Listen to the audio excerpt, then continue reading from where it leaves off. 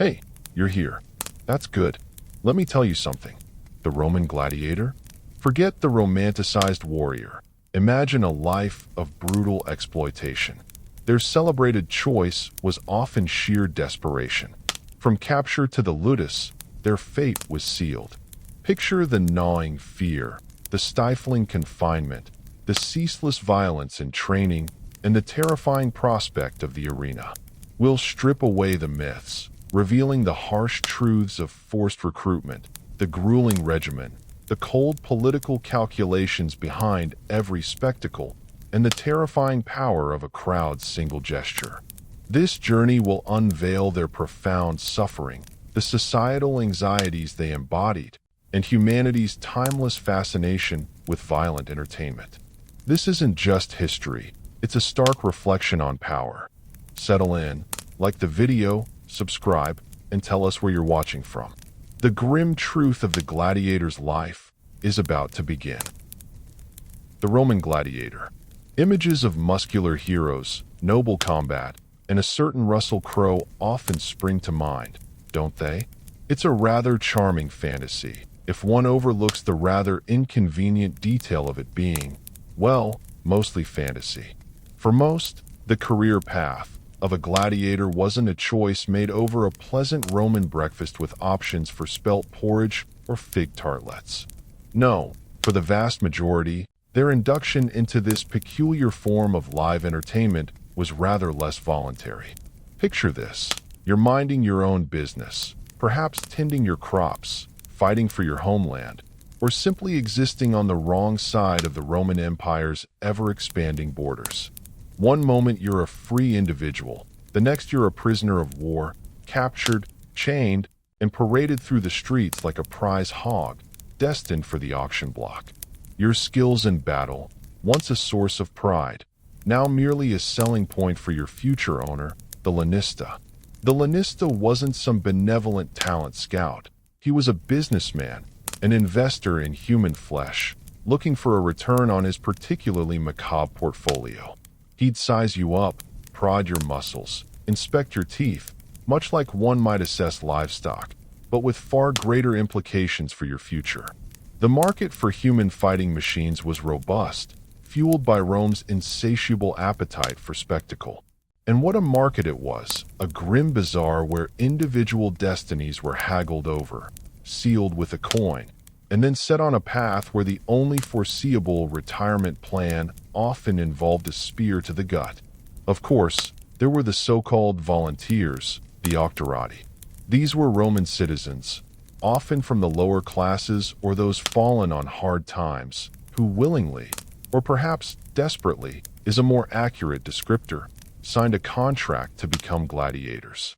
They swore an oath, the Sacramentum Gladiatorium, essentially binding themselves to be scourged, branded, and even put to death by the sword. Quite the career choice, wouldn't you say? One imagines the career counselor's advice back then consisted mainly of, are you sure you wouldn't prefer a nice, safe job as a sewage worker? Fewer chances of being eaten by a lion there. These octorati often found themselves in the arena due to overwhelming debt, seeking fame, or simply because societal opportunities were so limited that risking their lives daily seemed like a viable alternative to starving slowly. It was a Faustian bargain, trading freedom and dignity for a chance at fleeting glory or, more likely, a swift demise. The irony, of course, is that even their voluntary service was a testament to the oppressive realities of Roman life, a system so stratified that some chose a life of institutionalized violence over utter destitution. So, whether you were dragged kicking and screaming from your village or walked stoically into the contract office, the gladiator's path rarely began with a cheerful disposition or a genuine sense of agency.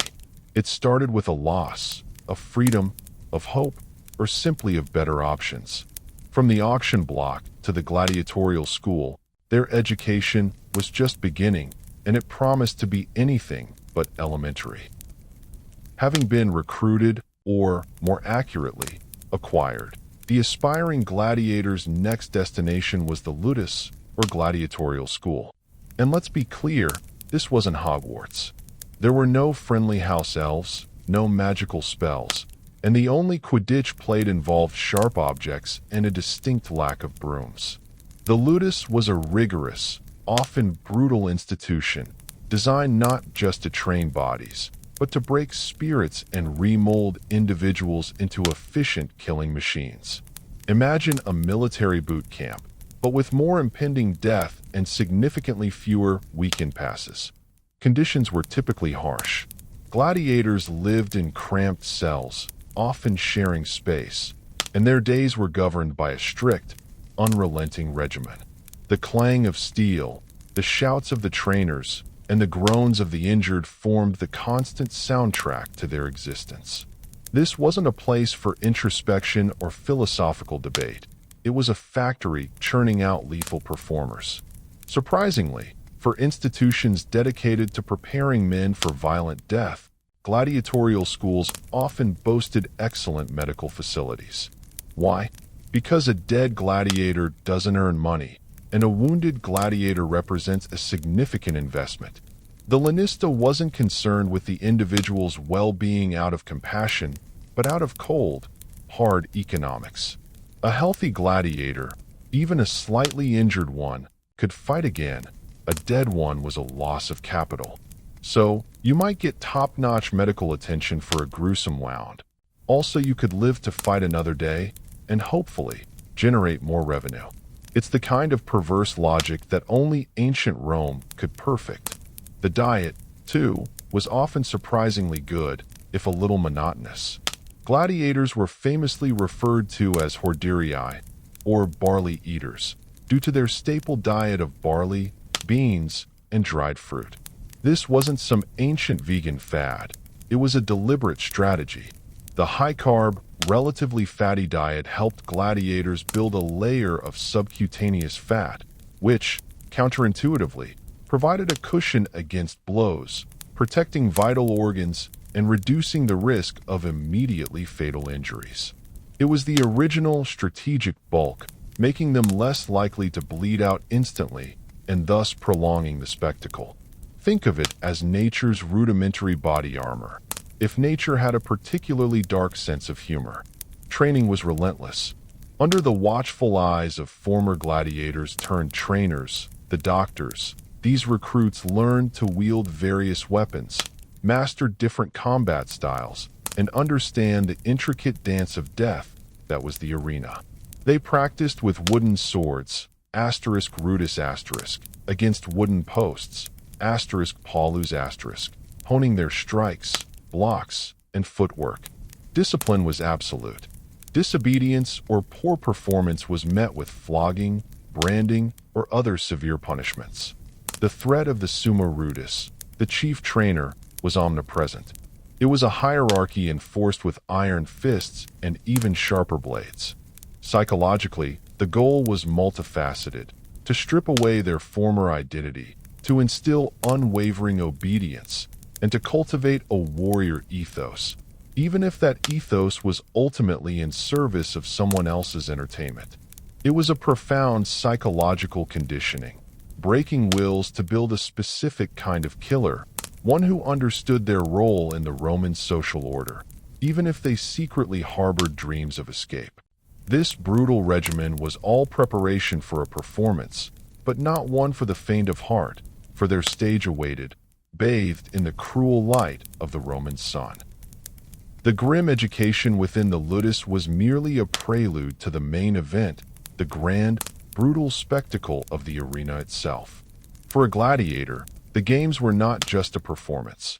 They were the terrifying culmination of their training, the ultimate test of skill, courage, and sheer luck. The day of the games was a multi-sensory assault, beginning with the Pompa, a magnificent procession through the city. Imagine hundreds of gladiators, clad in their finest armor, perhaps shining in the morning sun, marching alongside musicians, chariots, and dignitaries. It was a dazzling display of Roman power and wealth, designed to whip the crowds into a frenzy. For the gladiators, it was a parade of the damned, a public exhibition before their potential execution. Some might have felt a flicker of pride, others only cold dread. The air would be thick with anticipation, the scent of incense mixing with the raw smell of eager spectators, and, perhaps, the subtle undertone of fear. As they entered the vast amphitheater, whether it was the colossal Flavian amphitheater in Rome or a smaller arena in a provincial town, the roar of the crowd would hit them like a physical blow. Thousands upon thousands of voices, a collective beast hungry for entertainment, baying for blood. This was their audience, their judge, and their executioner. To say it was intimidating would be a monumental understatement. It was, after all, the Roman equivalent of a packed stadium for the Super Bowl, except the halftime show involved disembowelment, and losing meant not just a poor performance review, but often a rather permanent nap. The games themselves were intricately choreographed ballets of violence, featuring various types of gladiators, each with their distinct armor, weapons, and fighting styles. There was the Murmillo, heavily armed with a large rectangular shield, scutum a short sword, gladius and a distinctive fish-crested helmet.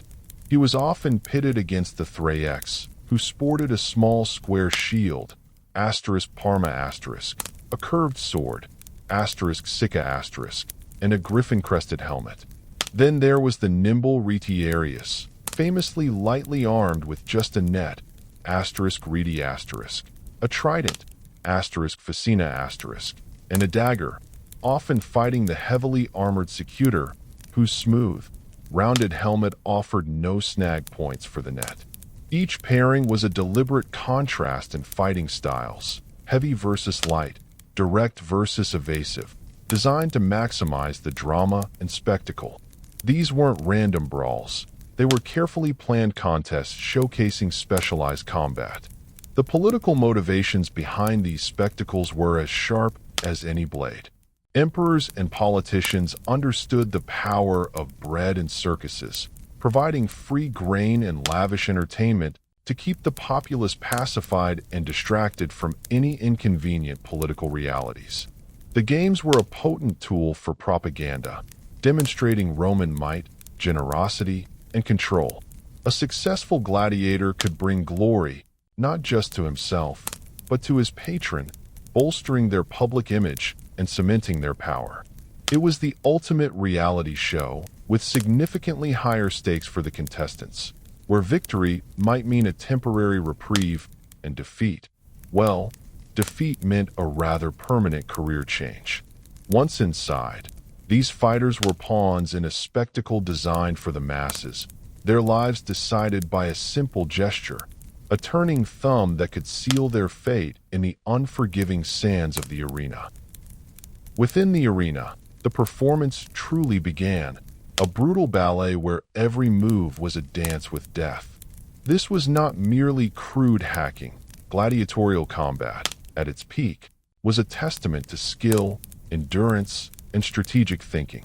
While Hollywood often depicts frenzied, chaotic brawls, the reality, particularly in the later empire, often involved highly trained individuals engaging in carefully honed duels. Each gladiator type had its strengths and weaknesses, and understanding these was paramount to survival. The heavy Murmillo relied on brute force and a sturdy shield to overwhelm his opponent, while the agile Thraex used his curved Sicca to hook and disarm. The Retiarius, with his net and trident, sought to entangle and jab, forcing his heavily armored Secutor opponent into an exhausting pursuit. It was a chess match played with steel, sweat, and screaming crowds. The raw, visceral nature of these fights was undeniable. The clash of steel, the thud of shield against flesh, the spray of blood, these were the special effects of ancient Rome. Injuries were frequent and horrific, ranging from deep gashes to severed limbs. Yet, these fighters often endured, pushing through pain, driven by the primal urge to survive or the faint hope of glory. Death, when it came, was often quick, but not always. Sometimes it was a drawn-out affair, a slow bleed, or a final, agonizing blow. The role of the crowd in these life-or-death decisions was perhaps one of the most chilling aspects of the games. As a gladiator lay wounded, his fate rested not with his opponent, but with the whims of thousands of spectators and, ultimately, the presiding dignitary. A simple gesture, a thumb turned up for mercy or down for death, sealed a man's destiny. This wasn't merely judicial, it was pure entertainment. The crowd's bloodlust was palpable, a collective desire for the ultimate thrill, the death of another human being. To be granted missio, or reprieve, was a moment of immense relief, a chance to fight another day, to return to the relative safety of the ludus. To be denied, it was to face the swift, cold steel of your opponent or, sometimes, the carnifex, an executioner who delivered the final, merciful blow. The aftermath of a fight was equally grim. If a gladiator fell, whether by blade or by crowd decree, his body was unceremoniously dragged from the arena by attendants dressed as Charon, the ferryman of the underworld, or Mercury, the psychopomp. They would poke the fallen with hot irons to ensure they were truly dead, a final, dehumanizing indignity. Then, the body was taken to the spoliarium, a morgue where the armor was stripped and the corpse disposed of. No grand funeral, no solemn rites for most. Just another casualty of the spectacle. It was a performance review where failure meant rather immediate redundancy and often an anonymous burial. Beyond the immediate fight, their entire existence was a careful balance between entertainment and the ever-present threat of a brutal end, a tightrope walk over the abyss of oblivion. In a world where death was a daily companion, a gladiator's life was rarely glamorous. Yet, for a select few, fleeting fame and a strange form of celebrity were within reach. These were the superstars of their age, the ancient equivalent of sports heroes, albeit ones whose careers often ended in a pool of their own blood. When a gladiator consistently won, displaying exceptional skill and bravery, they could achieve a level of popularity that transcended their slave status. Their names would be graffitied on walls, their images depicted on lamps and mosaics, and their fighting styles debated with fervent passion. Fan clubs, often comprising women from various social strata, would spring up, showering their favorites with gifts and admiration. It's a rather peculiar paradox. A man enslaved, despised by the elite for his profession, yet celebrated by the masses for his prowess in killing. Imagine being a celebrity whose fans primarily enjoy watching you nearly die, perhaps even hoping for a spectacularly gruesome demise to make the show truly memorable. What a fan base! This popularity, however, came with its own set of dangers. A famous gladiator was a valuable asset, not just to his lanista, but potentially to political patrons. This made them targets. Rivals might try to injure them, powerful figures might exploit them for political gain, or they might simply be overused, pitted against increasingly formidable opponents until their luck inevitably ran out. The lanista, eager to capitalize on his star investment, would schedule more fights, increasing the risk of injury or worse. The concept of burnout takes on a rather literal meaning when your job description involves daily mortal combat. Beyond the physical perils, the psychological toll of this existence must have been immense. Constant fear, the trauma of witnessing and inflicting gruesome deaths, the dehumanization of being treated as property, yet simultaneously adored for your capacity for violence. It's a recipe for profound mental anguish. How do you reconcile being a celebrated hero with being a disposable slave? How do you cope with the knowledge that your next fight could be your last, and that thousands are actively cheering for that outcome? There were no ancient Roman therapists offering cognitive behavioral therapy for arena-induced PTSD, one can assume. This created a profound internal conflict, a constant tension between the identity forced upon them and any lingering sense of their former self. Some might have embraced their warrior persona, finding a twisted sense of purpose in the fight. Others likely descended into despair, their spirits broken long before their bodies. The glamour was a thin veneer, easily shattered by the clang of a blade or the turning of a thumb. Beneath the fleeting adulation, the chains of their servitude remained unbroken, reminding them of their true place in Roman society, a place where even fame was just another form of gilded cage. The roaring crowds, the clashing steel, the spilled blood, all of it was part of a meticulously orchestrated, highly profitable enterprise, the economy of blood. Far from being random acts of violence, gladiatorial games were a sophisticated business, a vital component of Rome's social and political fabric. At the heart of this grisly industry were the lanisti, the owners and trainers of gladiators. They were shrewd entrepreneurs who invested heavily in their stock, acquiring slaves or auctorati, providing their training, food, and equipment. A successful ludus could be incredibly lucrative, generating immense wealth for its owner. Think of them as ancient talent agents, if their talent show involved significantly more fatalities and less singing. These lanisti would lease their gladiators to various patrons, emperors, senators, wealthy aristocrats, who wished to host games.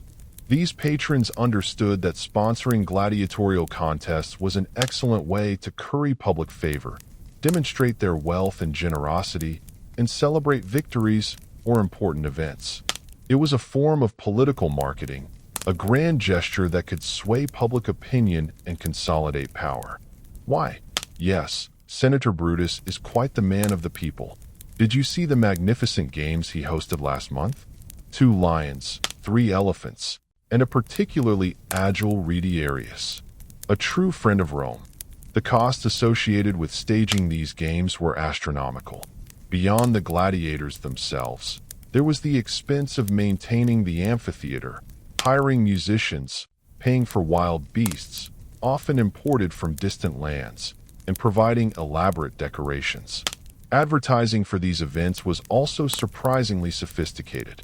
Posters, known as labelli, would be painted on walls throughout the city, announcing the upcoming games, detailing the number of gladiators, the types of contests, and even hinting at particularly gruesome spectacles.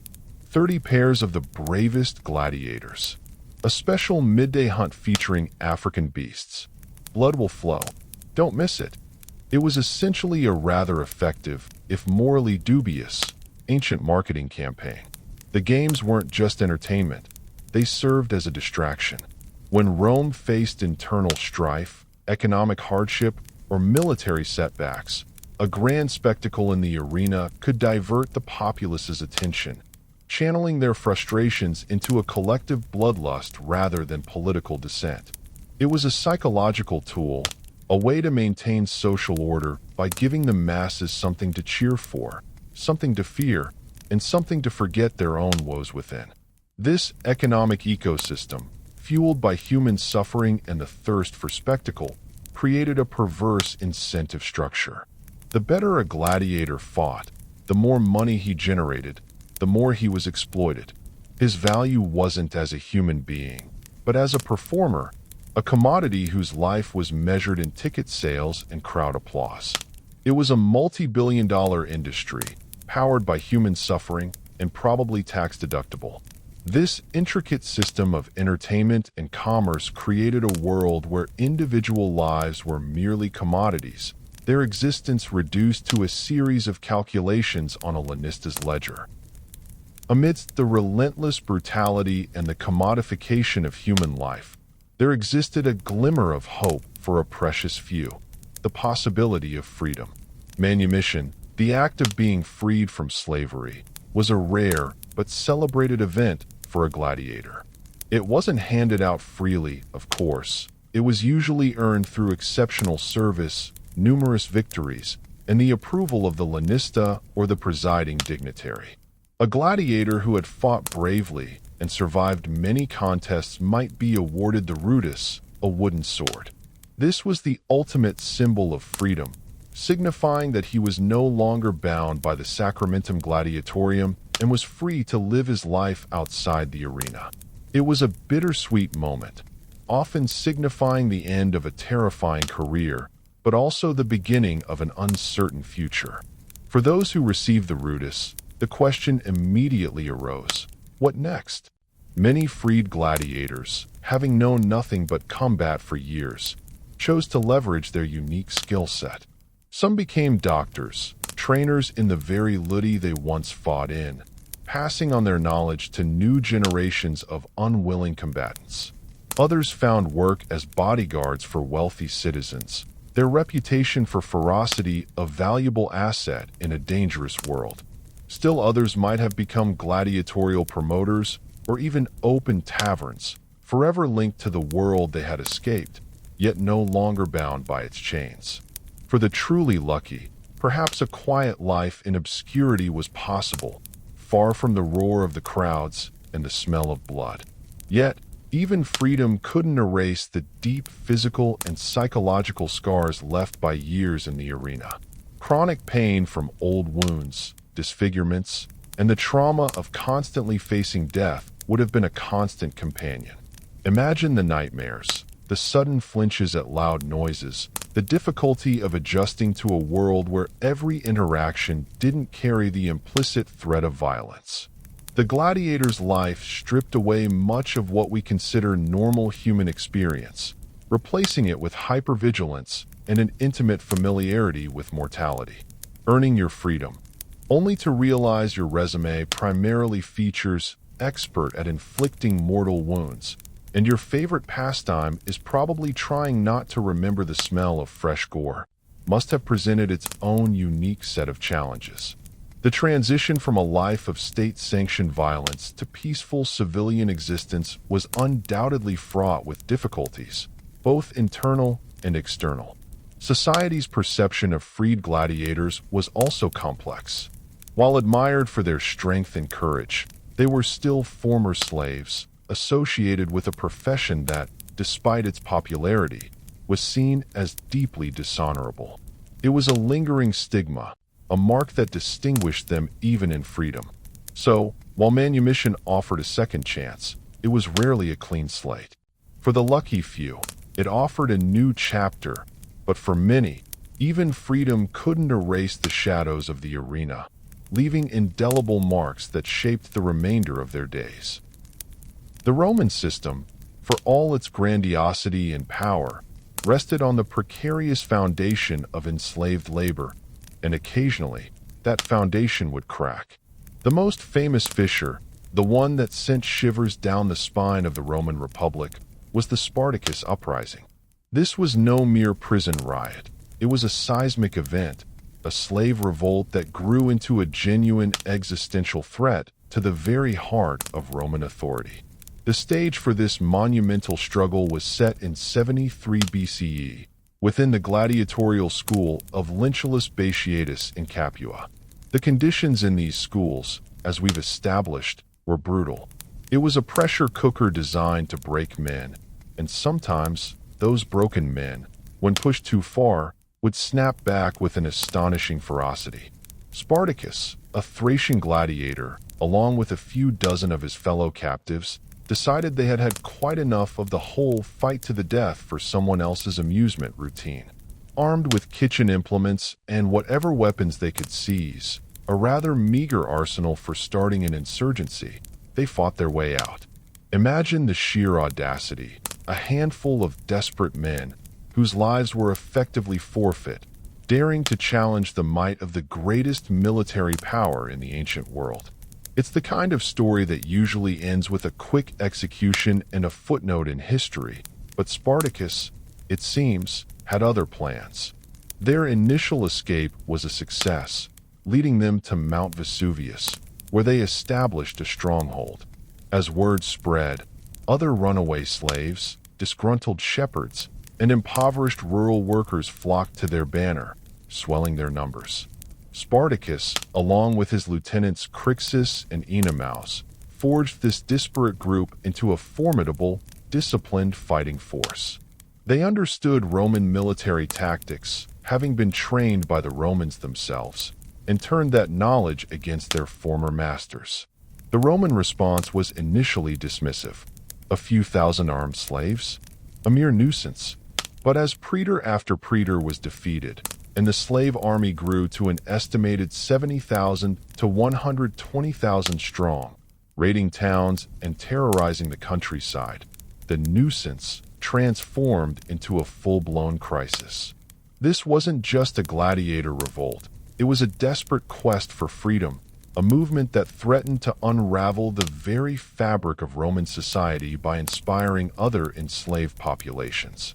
Spartacus's brilliance lay not just in his military acumen, but in his ability to unite diverse groups under a common cause, leading them to victories against Roman legions that should have been insurmountable. He understood logistics, strategy, and the psychological impact of repeated successes. He even minted his own coins and planned to secure ships to transport his followers to freedom. The Romans, however, eventually brought their full military might to bear. Marcus Licinius Crassus, one of Rome's wealthiest men, was given command and ruthlessly pursued Spartacus's forces. After years of fighting, in 71 BCE, the slave army was finally cornered and defeated.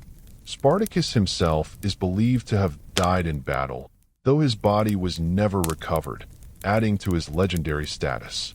The aftermath was brutally illustrative of Roman resolve. 6,000 captured rebels were crucified along the Appian Way, a grim warning stretching for miles from Capua to Rome, ensuring no one would forget the cost of rebellion. It was a slave revolt that started with dinner cutlery and ended with an empire-wide panic attack, and a rather stark reminder of Roman jurisprudence. This monumental struggle, though ultimately quelled, highlighted the simmering resentment and fragile nature of Roman control, a testament to the fact that even the most oppressed might one day rise up and demand their dignity. While the popular image of a gladiator is decidedly male, the sands of the Roman arena were not exclusively a man's domain. Indeed, there existed a fascinating, albeit rare, phenomenon of gladiatrices, female gladiators who, for a time, stepped into the brutal limelight. Their existence, however, was far more controversial and fleeting than that of their male counterparts. These female fighters weren't common. They typically emerged during periods of imperial excess or particularly lavish games, often as a novelty act, an exotic addition to an already extravagant spectacle. They likely came from similar social strata as male gladiators, enslaved, criminal, or even octorati, women desperate enough to sign away their rights and lives for a chance at fame or a way out of destitution. One can almost hear the ancient Roman equivalent of a circus promoter. And now, for something truly unique, a woman fighting for your entertainment, just like a man, but with slightly better hair. The Roman elite, perpetually in search of new and exciting ways to entertain the masses and themselves, found the idea of gladiatrices titillating. It added a layer of shock and novelty to the games, demonstrating an emperor's ability to defy societal norms and provide truly unprecedented entertainment. Imagine the buzz, a male Murmillo fighting a female Thrax. The sheer audacity.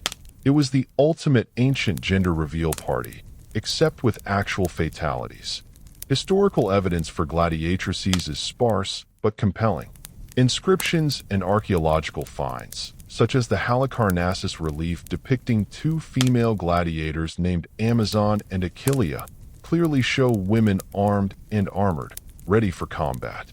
Tacitus, the Roman historian, mentions that Emperor Nero even forced noblewomen and senators' wives to perform in the arena, a move that was widely condemned as scandalous and a clear sign of imperial decadence. Humorously, the sentiment seemed to be, we're all for bloodshed, but noble women? That's just uncivilized. This highlights the Roman debate surrounding their participation. While the common folk might have cheered, the more conservative elements of Roman society viewed female gladiators with disdain, seeing their presence in the arena as a transgression of gender roles. an affront to Roman morality and the very concept of gravitas. It was considered disgraceful for women, especially those of higher status, to abandon their traditional roles and engage in such a vulgar public display. Emperor Domitian, for example, reportedly featured women fighting at night, by torchlight, perhaps adding to the exotic allure and obscuring the direct challenge to traditional norms. Eventually, the backlash grew strong enough that, in AD 19, Emperor Septimius Severus issued an edict explicitly banning women from fighting in gladiatorial contests. This put a definitive end to the brief, controversial, and undoubtedly brutal careers of the gladiatrices. From a modern perspective, it's a curious blend of proto-feminist defiance and appalling exploitation, a reminder that even in ancient times, the line between empowering and degrading was often blurred, particularly when entertainment was involved. But it wasn't just the fighters who were women. Female spectators were a significant part of the audience, cheering alongside men, developing crushes on star gladiators, and participating fully in the collective bloodlust.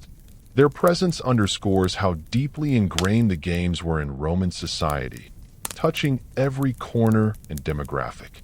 From the fiercest fighters to the most fervent fans, the games touched every corner of Roman society, often in surprising ways, leaving no segment untouched by its brutal allure. The Roman Empire, a vast sprawling entity, wasn't just about Rome itself. It was a mosaic of provinces, cultures, and peoples, all united, or, more accurately, subjected under the eagle standard. And like any good cultural export, the gladiatorial games followed the legions, establishing themselves as a cornerstone of entertainment across the entire imperium. Think of it as Rome's ultimate cultural export, bloodsport and really sturdy concrete, which, conveniently, could be fashioned into magnificent amphitheaters. From the sun-baked sands of North Africa to the damp climes of Britannia, from the bustling cities of Gaul to the ancient lands of Greece, wherever Rome established its presence, the gladiatorial arena soon followed. These amphitheaters, marvels of Roman engineering, became ubiquitous symbols of Romanization. They weren't just venues for violence. They were community hubs, places where local elites could demonstrate their loyalty to Rome by sponsoring games, where citizens could gather, and where the power and culture of the conquerors were put on full, brutal display. The architectural prowess alone is staggering. Imagine the local mayor in some provincial town proudly commissioning a smaller version of the Colosseum, complete with seating tiers, underground passages, and perhaps even a velarium to shade the spectators. It was a civic investment, a statement, and a place where, for a few hours, everyone could forget their provincial anxieties and just enjoy watching people fight to the death. While the core concept of gladiatorial combat remained consistent, local variations naturally emerged. The scale of the games in a far-flung province might not have rivaled the grandeur of those in Rome, but they were still significant events, tailored to local tastes and resources. Perhaps fewer exotic beasts, but certainly no shortage of local criminals or captured rebels to throw into the fray. These provincial games served a crucial function. They disseminated Roman values and culture. They reinforced the hierarchy, with the local Roman elite presiding over the spectacle, demonstrating their authority. They instilled a sense of Roman identity, even among conquered peoples, by integrating them into a shared cultural experience, one that, incidentally, involved a lot of violence and the occasional disembowelment. It was a rather effective way to keep the locals occupied and subtly remind them who was in charge. The cultural impact was profound. For many non-Romans, the games would have been a bewildering, terrifying, yet undeniably captivating experience. They spoke of a society with a different set of morals, a different relationship with death and entertainment. Yet, over time, as with much of Roman culture, these games became absorbed into the local fabric, sometimes evolving, sometimes remaining a stark reminder of who held the ultimate power.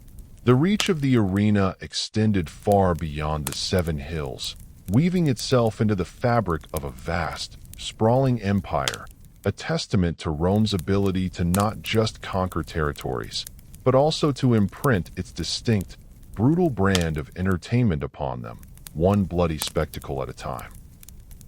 All things, even the most enduring spectacles, must eventually come to an end, and so it was for the gladiatorial games.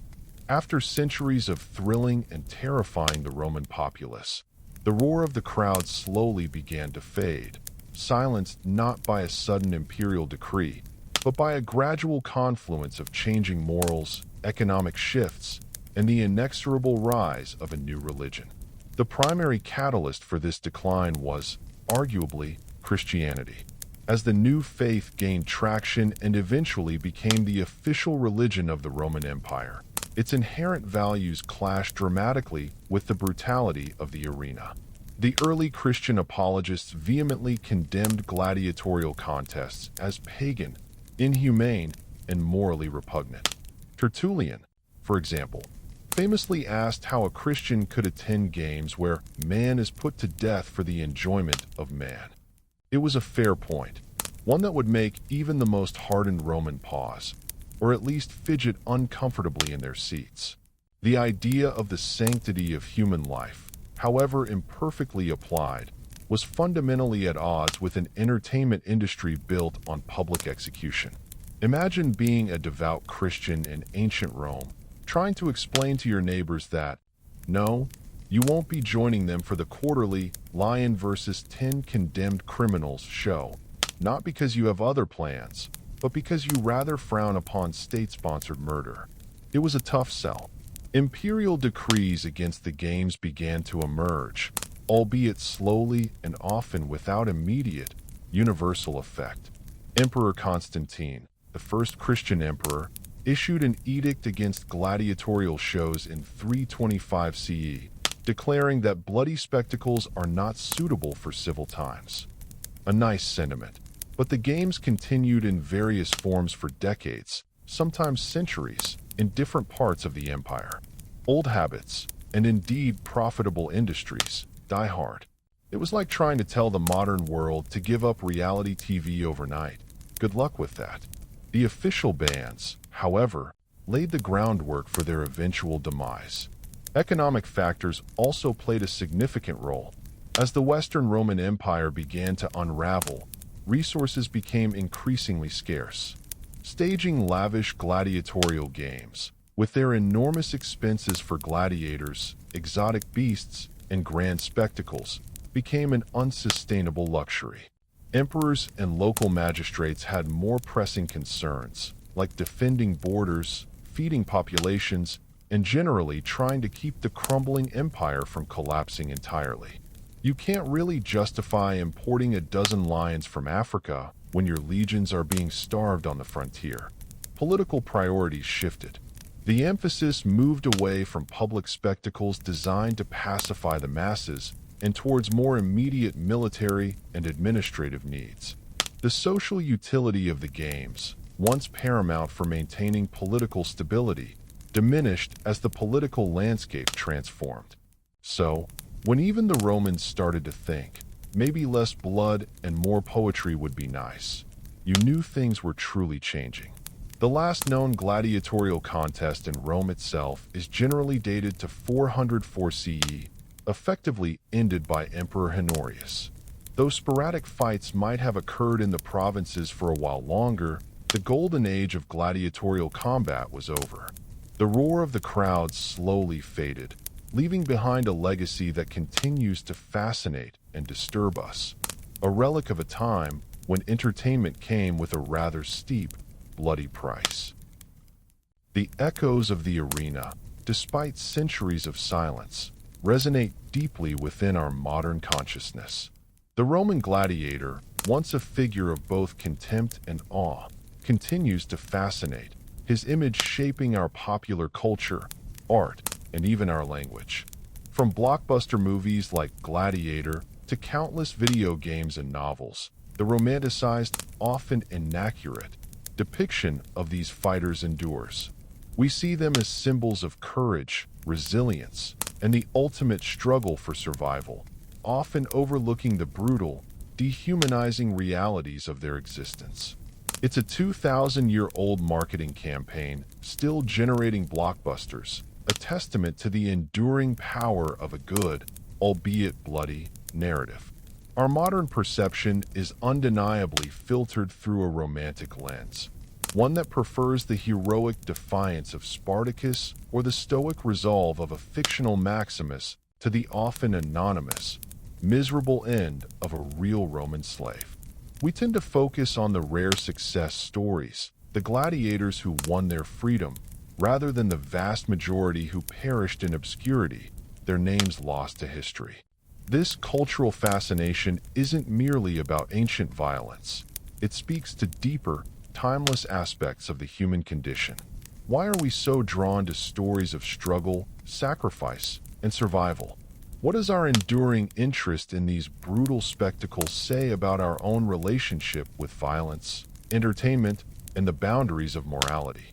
The Roman games, at their core, tapped into universal human instincts: the thrill of competition, the spectacle of extreme performance, and perhaps a darker, voyeuristic pleasure in witnessing life and death played out for entertainment. These are not entirely alien concepts to our modern world, where extreme sports, reality TV, and even certain forms of online content often push the boundaries of what is acceptable for public consumption. We may not have gladiators anymore, but our collective appetite for high-stakes drama, often at someone else's expense, remains remarkably robust. The Gladiator story is a stark reminder of the immense power of spectacle and how easily human lives can be commodified and exploited when entertainment becomes paramount. It forces us to confront uncomfortable truths about how societies define justice, freedom, and the value of a human life. It also serves as a historical mirror, reflecting aspects of our own entertainment industries, celebrity culture, and the systemic inequalities that still persist. As we reflect on the gladiators' brutal world, we are left to ponder the timeless, uncomfortable truths about humanity revealed in the sands of the Roman arena. Their saga reminds us that behind every grand spectacle, there are often hidden costs, profound suffering, and a complex tapestry of human motives, both noble and ignoble. It's a story that continues to resonate because it speaks to the darkness and light within us all, and the eternal struggle between freedom and fate. As we close the curtain on their brutal world, we're left to ponder the timeless, uncomfortable truths about humanity revealed in the sands of the Roman arena. We've journeyed through the grim reality of the Roman gladiator's life, far from the romanticized image often portrayed. We've seen how they were acquired, often against their will, trained in brutal schools, and forced to fight in arenas where their lives were mere commodities for public entertainment. We explored the complex economy of blood, the rare glimpses of fame, and the crushing psychological toll of their existence. From the epic defiance of Spartacus to the fleeting presence of gladiatrices, their story is a tapestry woven with threads of exploitation, resilience, and an uncomfortable human fascination with violence. The games ultimately faded, replaced by changing morals, but their legacy endures, reminding us of the profound human cost behind even the grandest spectacles. It's a chilling historical mirror, reflecting timeless truths about power, propaganda, and our own complex relationship with entertainment. Thank you for joining us on this exploration. May your mind be calm, your body relaxed, and your sleep deep and restorative. Good night.